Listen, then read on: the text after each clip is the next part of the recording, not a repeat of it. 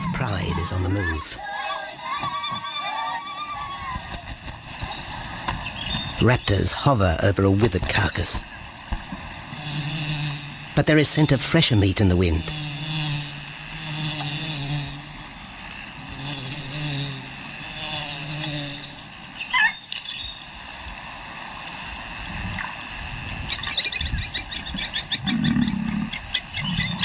Pickings have been slim for Nabamba's pride since her fight with a startled warthog. The lioness is limping from the encounter. And even the pride's big male, Jabu, wonders when his next meal will come.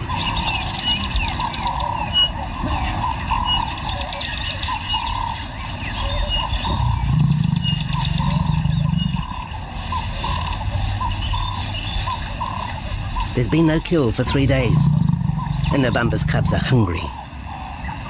Survival is tough across this tawny continent, and for the lions of Pinda Reserve, etched into the heart of Zululand, only those with speed and cunning will eat.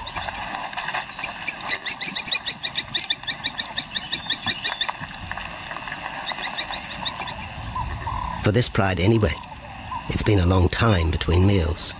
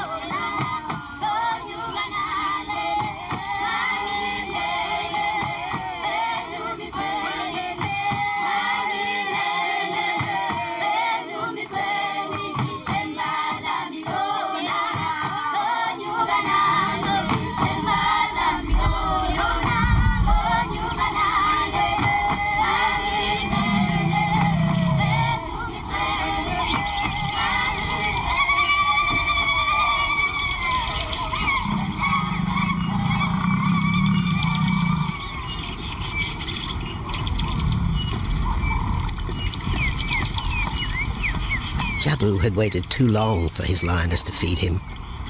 Overnight, his stealth carried him into the path of a careless zebra. The rest of the herd is still skittish. One animal had already lost his tail to a hungry pride, but for the dazed stallion, it was all over in seconds.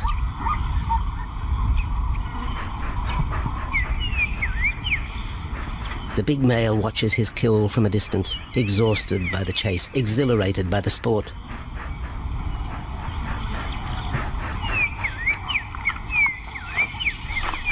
Jabu will feast later. Tired from the hunt, he needs to rest.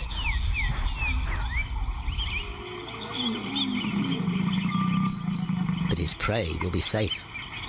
Few scavengers will risk the sudden return of the Lion King.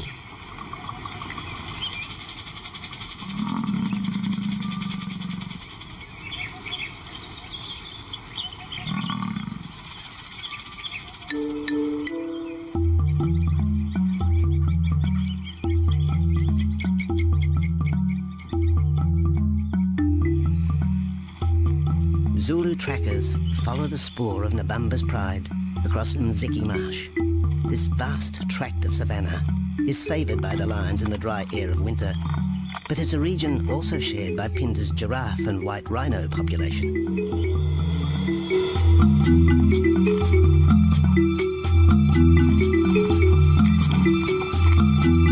Through modern times, most of southern Africa's wildlife has been ravaged by hunting and habitat loss.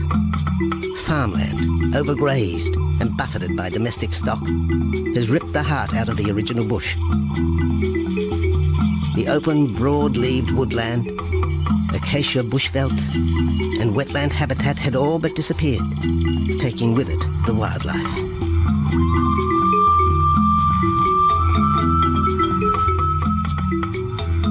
A few years ago, the Pinda project was born. 17,000 hectares of farmland bought up in KwaZulu-Natal along South Africa's eastern seaboard. What followed was the largest game restocking program ever seen on the subcontinent.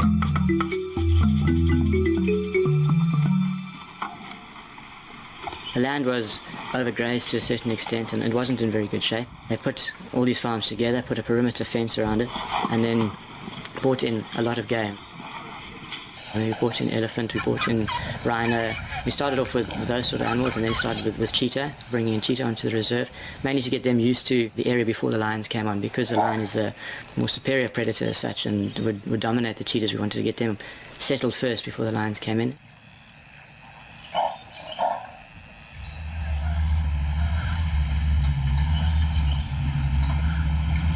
Andrew Lewis is habitat manager at Phinda, one of those committed to the restoration of southern Africa's ecosystem. Phinda is the Zulu word for return, and the aim of his company, Conservation Corporation Africa, is to return the land to its traditional wildlife and at the same time restore the habitat to its original state.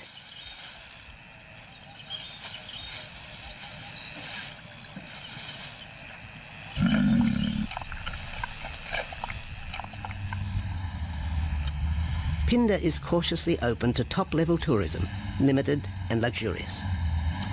Dreams of extending the green frontier require funds, and the reserve's lion pride has already earned its keep.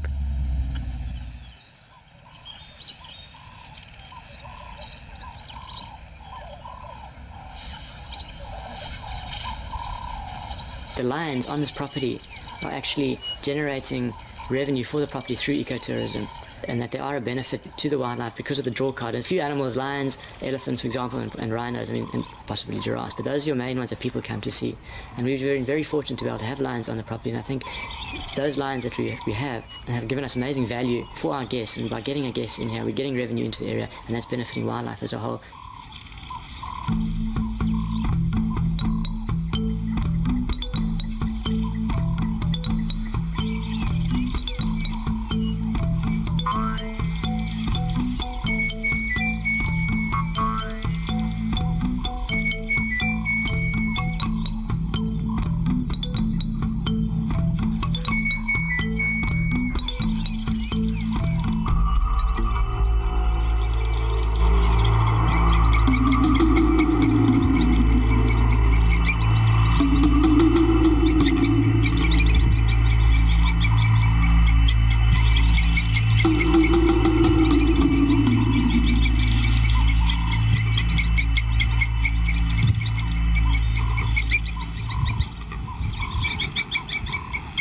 Jabu has returned to his kill. He licks the bloated carcass, but still there is no feeding. Lions will gloat over their prey, delaying the first bite until the meat ripens. For Jabu, the prospect of the meal is to be relished as much as the eventual feast.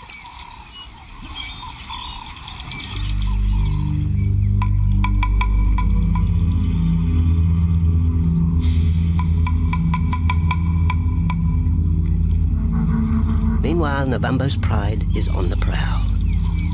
The older cubs are 10 months now, weaned, but still dependent upon Nabambo for food.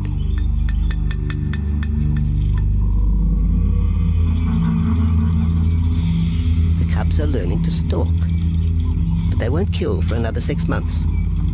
Young male lions are usually ejected from the pride when they are about 2 years old. Fending for themselves, they form hunting groups with other isolated males. Nabambo's cubs aren't sure what to do with prey so close, but the lioness isn't far behind. Their time for hunting will come. Nabambo's 4-year-old daughter also lives with the pride. She is the mother of the group's youngest offspring, 7-week twins Umveli and Damana. The little cubs have been hidden since birth, and now stay close within the protective circle.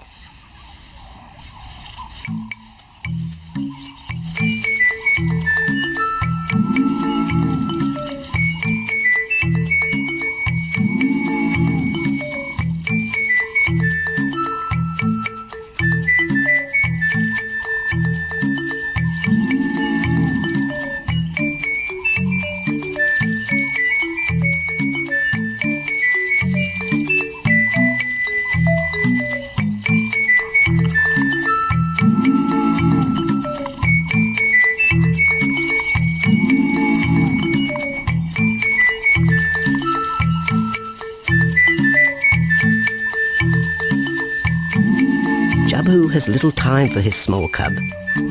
When he is older, the mana will hunt with his father, but for the moment, the big male has nothing to do with his young son. Dejected, the cub finds solace among his siblings.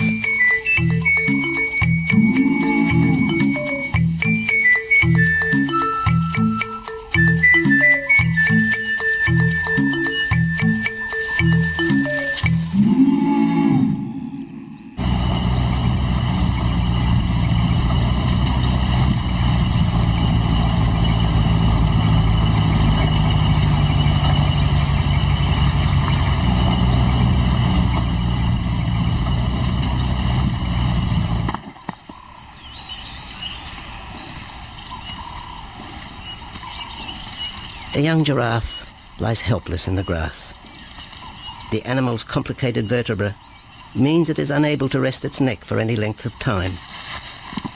Lack of mobility means blood to the brain slows, leaving the animal disabled.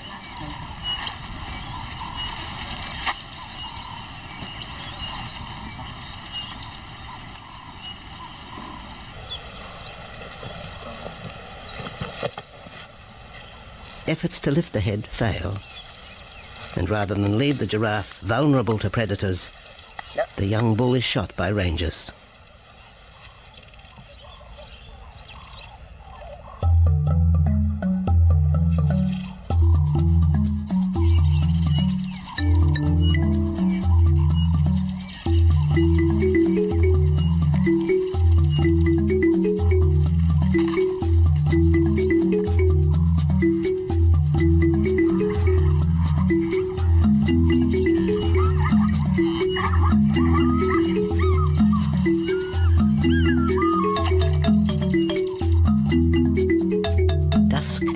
By the waterhole rekindles the interest of the pride. Nabambo is typical of most big cats. They conserve energy 20 hours a day, waking only to groom and hunt.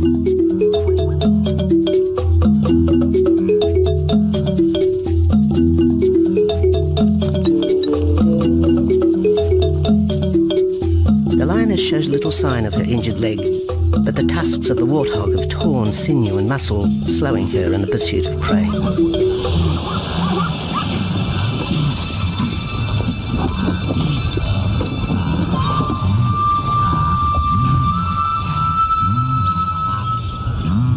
Once again, Nabambo and her pride will go hungry. But the big lioness senses another kill nearby. A young giraffe slain by humans will provide meat for her cubs. Leaving the pride, Nabambo follows the scent.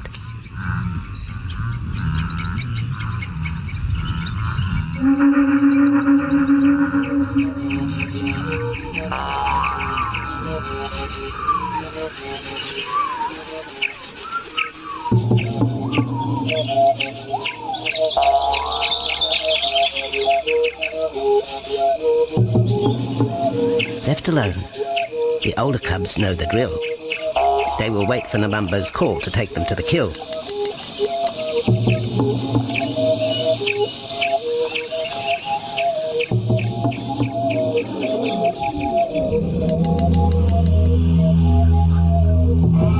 The day moves into shadow. The cubs are restless and a little afraid. Adult lions have few enemies, but cubs, even those 10 months old, are at the mercy of leopard and other predators.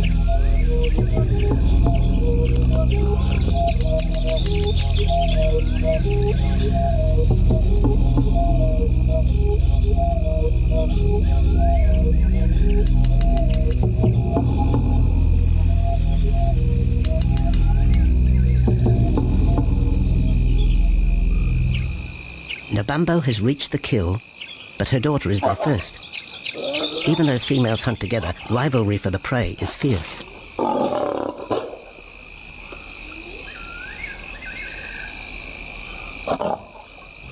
The big lioness begins the trek back for her cubs, but the youngsters have heard her call and they meet halfway.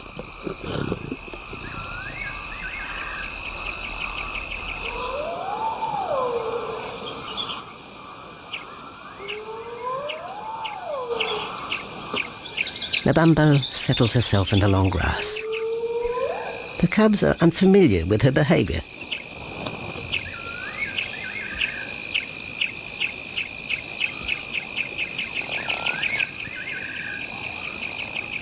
A female will usually head the charge with any kill, splitting the hide of the victim and leading the way for the pride to eat. But there is human scent around the giraffe, and the big lioness is cautious. She watches her cubs, hidden, alert to any potential threat.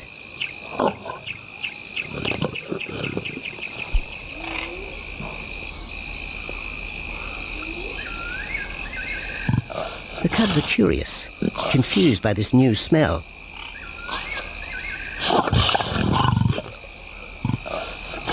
The lioness moves in for a final check, but she has already made up her mind. The carcass is tainted. There are foreign traces, a dangerous ambience. Instinct tells her this is not food fit for her cubs. Disappointed, the bumbo moves away, the scent of another night stalk already in the wind.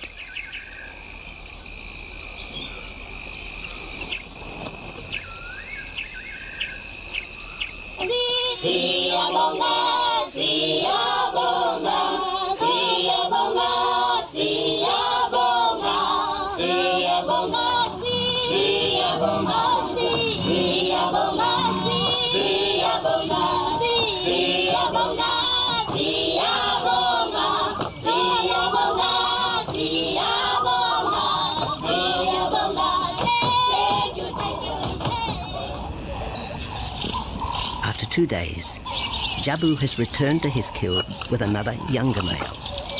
3-year-old Tembi is a son from a previous liaison with Nabumbo, and the two paired up after Tembi was ousted from the pride.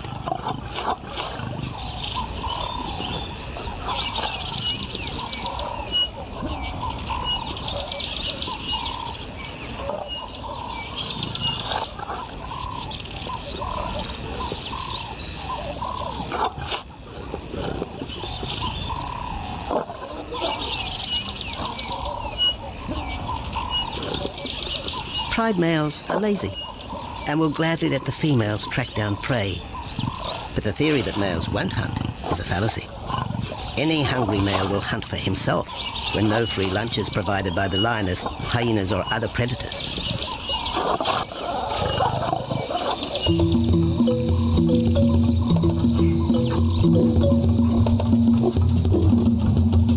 Smaller creatures scatter in the vicinity of the two lions. There will be no hunting for a while.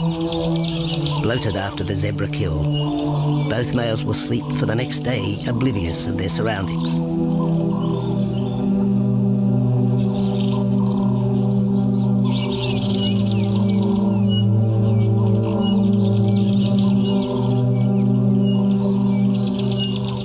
Lions hunting in pairs or groups have a success rate of around 30% in daylight, but studies show single hunters are more successful at night.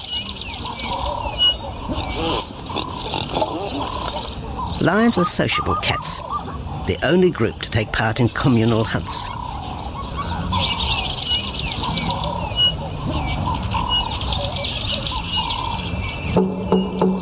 Ambush is an important part of the lion's strategy. Often one pride female will round up the prey from the front, driving it towards a second lioness.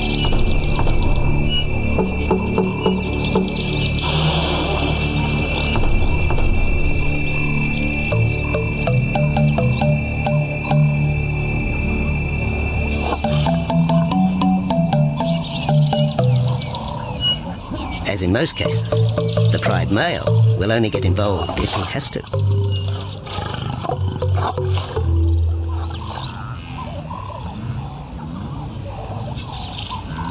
Accidents involving humans are rare in southern Africa's game reserves.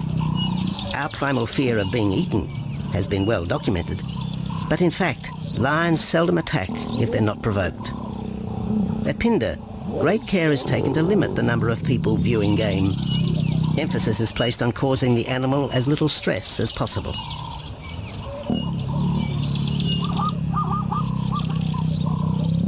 Man isn't a part of their natural food source. They don't normally go out and hunt people.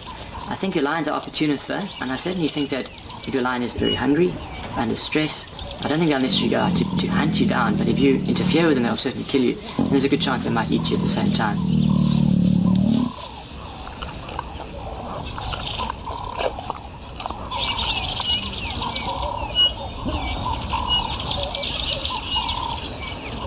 With all animals, it's how you treat them is what's the reaction you're going to get back from them. Certainly at Pinda, all our guides go through a training course and they're all brought up to a certain standard. There is a certain operating ethic with regards to viewing animals, and we certainly try and be as sensitive to the animals as possible.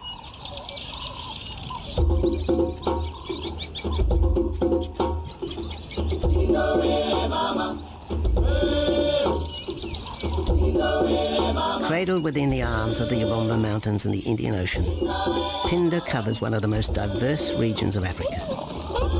Here are found 7 different ecosystems, from palm savanna and bushveld to rare sand forest and dense thorn bush, all restored from the pastoral belt which had swept down the east coast.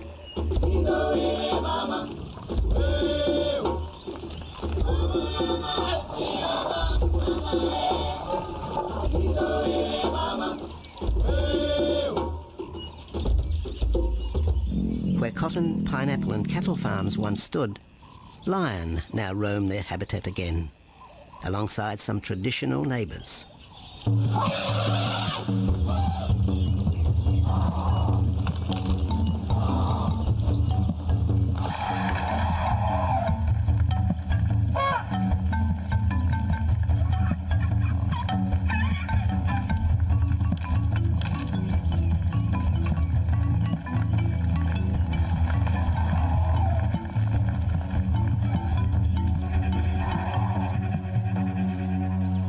Pinda sees its responsibility to the region extending beyond restoration of habitat and wildlife. It provides schools and a clinic for the local Zulu community, as well as employment.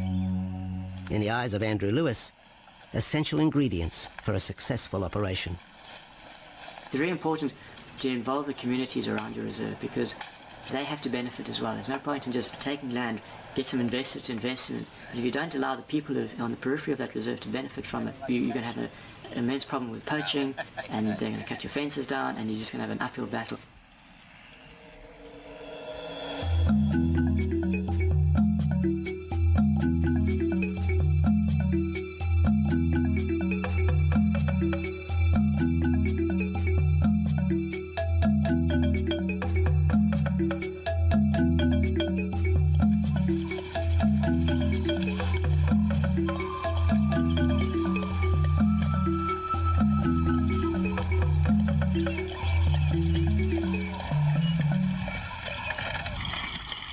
In 1992, the Pinda lions were among the first of the big 5 animals to be relocated to the reserve.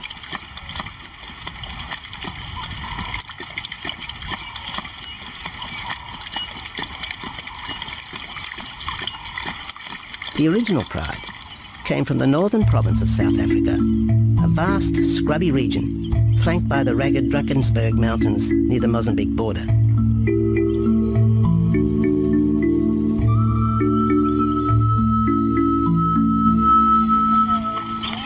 Peter Rogers helped round up Pinda's first pride, handling the lion's capture and subsequent move south. Today, he's head vet at the Hoedspruit Research and Breeding Centre for Endangered Species, overseeing its cheetah breeding program.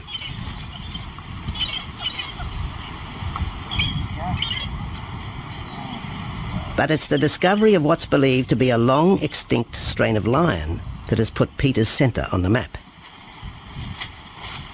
We were involved in the rescue of these circus animals that came down through Africa and were abandoned in Maputo.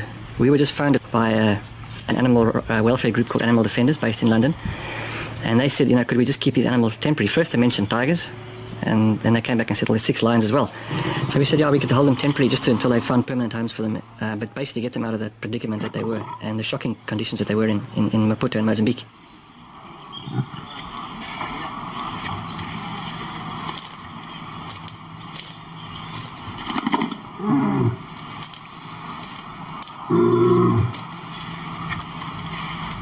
When the lions arrived at the breeding centre, their size, pale colouring and the male's thick black belly mane put them into the category of the Cape or Barbary lion, not seen in the wild since the early 1920s. A few still exist in captivity, and a male and female were brought to South Africa from an Italian zoo for breeding purposes. But attempts to mate Arcaf, the big male from the ill-fated Mozambique circus, with the Italian female are proving difficult.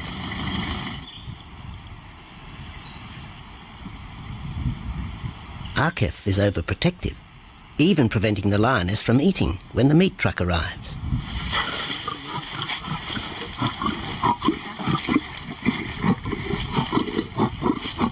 Finally, though, Sisi makes her breakthrough.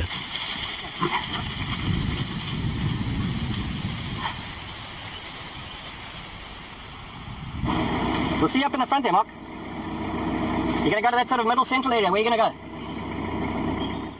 In the next enclosure, Arturo, the Italian Barbary male, is about to be sedated. His attention to his sister Sisi through the fence is hampering mating efforts, and Peter Rogers is keen to move the big male. He shoots the dart into Arturo's rump. Arturo has been sterilized, but while his breeding days are finished, he'll live out his days at the center. 1.5 minutes now, so His female companion, another Barbary from the Mozambique circus, is drawn away by the meat truck.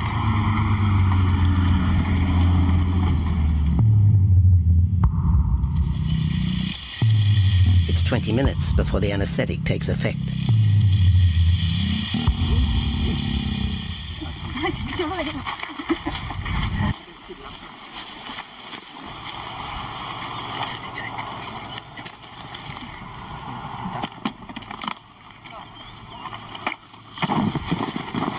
it's nice to be the supervisor. Slowly.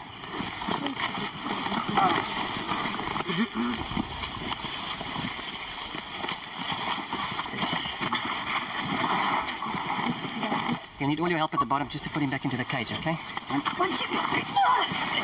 Yeah.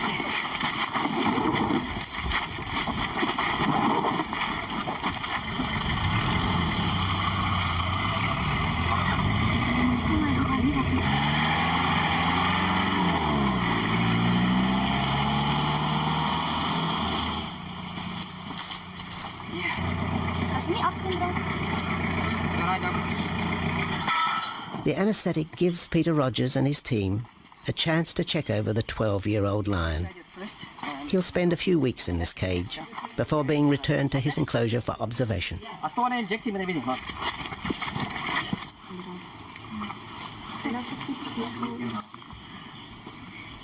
It's very exciting to be part of this project because they feel that there are perhaps not many Barbaries, if any, that are really pure, that are left even in captivity. They feel that over time other animals from other genetic bases are brought in. So there's a big project afoot at Oxford University to do the genetics. So that's just getting off the ground now. Okay. We just put under the skin and the neck if we can find the skin under this big beard of his. Normally lions wouldn't have this many ticks, but being from Italy, the European lion, he doesn't have that innate or inherent resistance to ticks. It does come with time. Like a bit of a bit like this. What we can do is put him in there and roll him over inside there. Immediate term now is to get these ones to breed. And we'll take it day by day from there and see how it goes. But the prime object initially was just to get these animals back into good health, and it's developed into something a lot bigger. It's a deadline.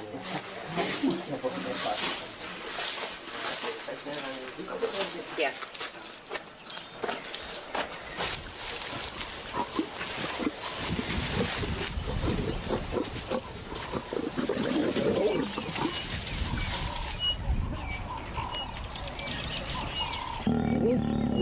While the breeding centre's lions are healthy, it's not the case a few kilometres away in the Kruger National Park, where TB has ravaged half the population.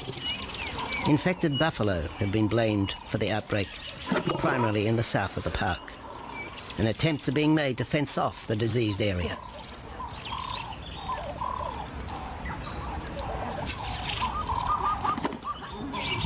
And the lions are preying on infected buffalo. Because it's an exotic disease, not an indigenous disease, the lions are totally naive and they've got no resistance to it. So it's a big problem. It's a very difficult decision to make as to what to do. It's a very topical and heated subject at the moment.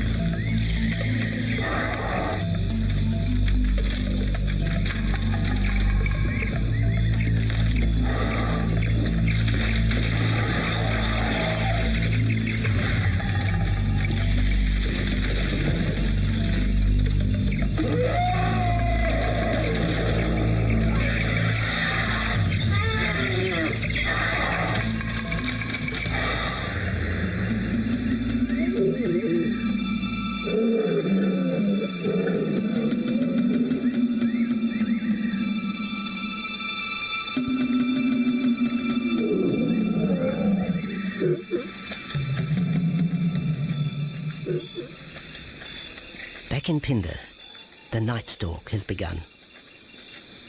Nabambo keeps her cubs close. They're hungry, but tonight only impala can be tracked down, a morsel for the lioness. Food is scarce at this time of year, so the pride's territory covers a large area. Lions can only afford to be territorial where there is a reliable supply of game.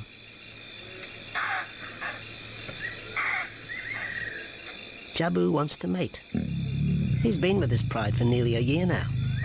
But Nabambo would prefer a larger group of males around her. Eventually, though, Jabu will have to join forces with other males to have a chance of keeping this pride. The big male is only 7 years old and a fine specimen, weighing in at just under 200 kilograms. For the moment, he's secure. Although tonight, Nabambo has hunting on her mind.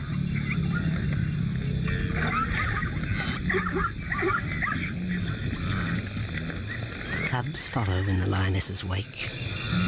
If there is a kill, she will feed first. Often, weak cubs lose out to a hungry mother. High juvenile mortality rates are the result of lean times.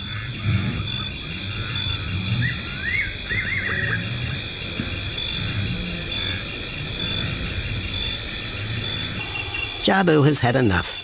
He's been walking for hours. Sleep is more important. And the zebra he ate 2 days ago will suffice for another night.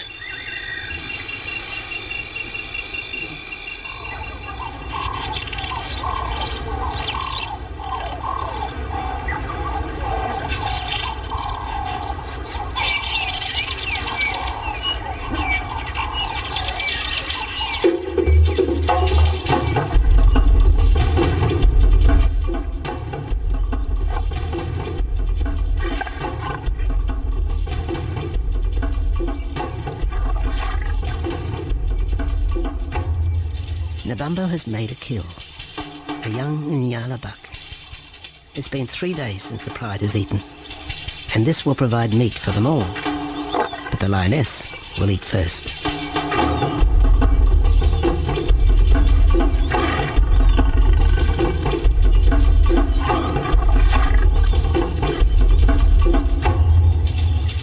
The cubs know the routine. They will get their turn. But Nkosi is hungry. He creeps towards his mother. As the biggest of the cub,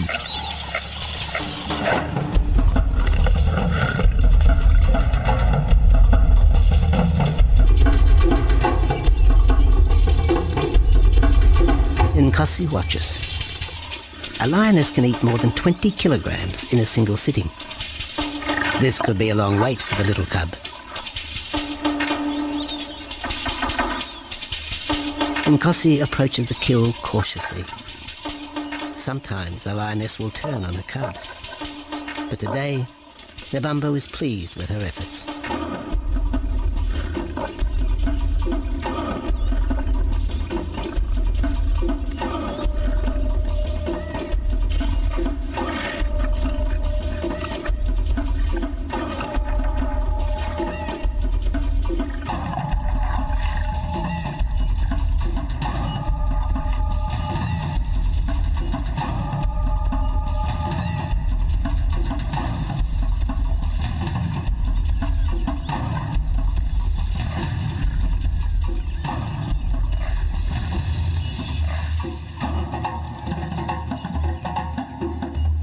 Nabambo has had her fill, for the moment anyway.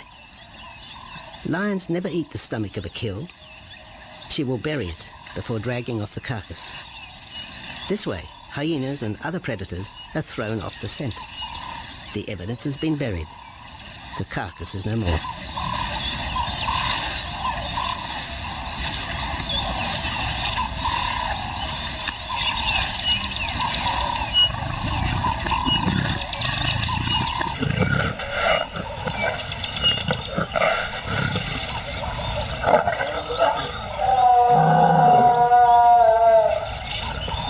Nabambo's daughter hears the call. It is the second this morning. The first was the strangling cry of the Nyala as Nabambo broke the young buck's back. There was no struggle.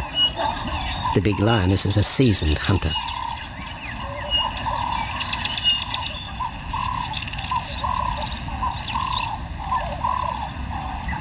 The rest of the pride will feast on the carcass after Nabambo retires. But first, they will drag it into the bushes, away from prying eyes, away from raptors already circling the kill scene.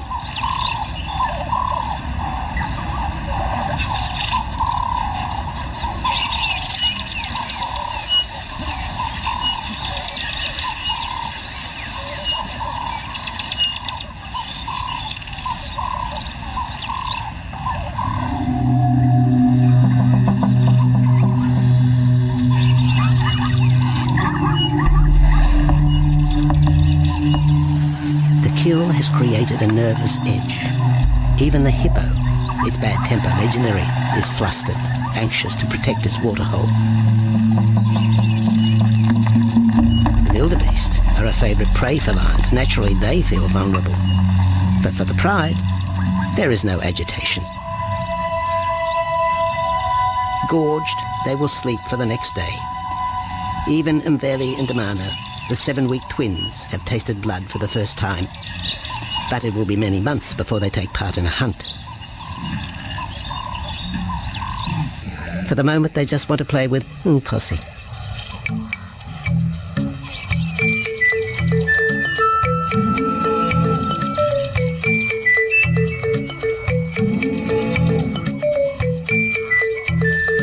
The older cub is beginning to take on the shaggy mane of the bigger males. Within 18 months, he will be hunting with them, competing for his own pride. In the meantime, though, he has to contend with his young siblings.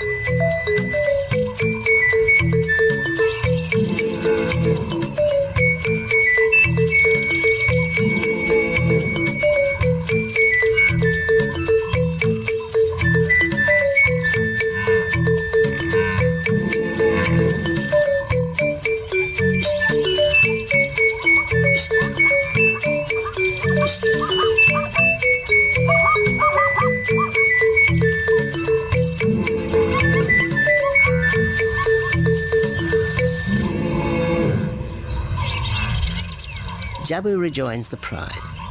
He has missed out on the kill, but he didn't share his zebra with the rest of the pride the previous day.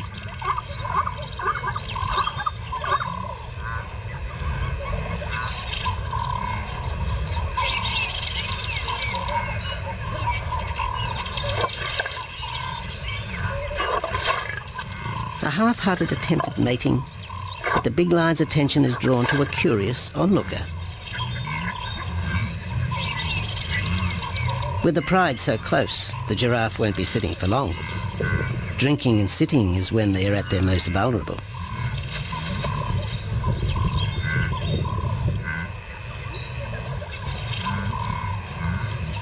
Jabu keeps an eye on his group.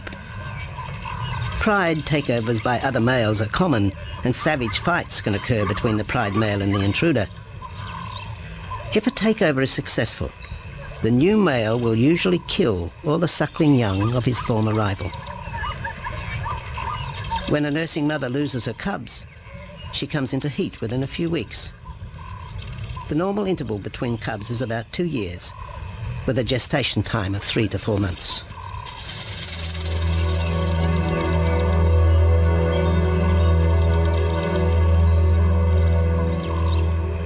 Jabu marks his territory, but it may soon be all in vain.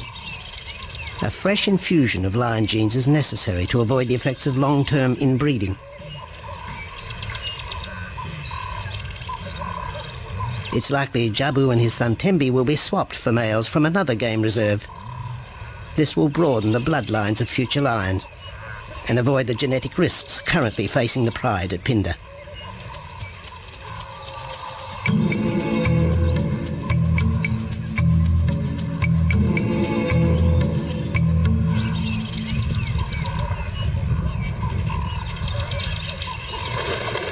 Vultures have found the dead buck, but there is little left of the carcass.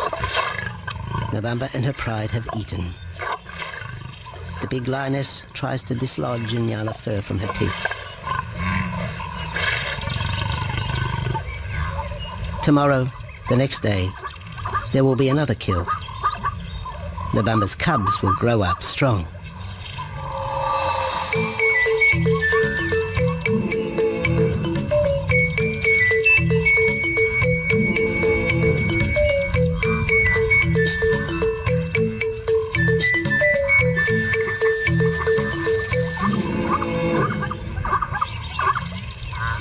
The lion is the greatest of all predators, the essence of all that is Africa. And yet, there are fewer than 50,000 left in the wild. The future for the species lies in managed reserves such as Phinda. Here in Zululand, the lion roams free for the first time since the beginning of this century. At Phinda, the philosophy has always been simple. Africa's wildlife land, undervalued and underutilized, is the continent's most precious natural resource. Focusing on the animals, their habitat and local communities is just the beginning of an African renaissance. Phinda is, after all, the Zulu word for return. Maybe, too, it's a chance for man to redeem himself just a little.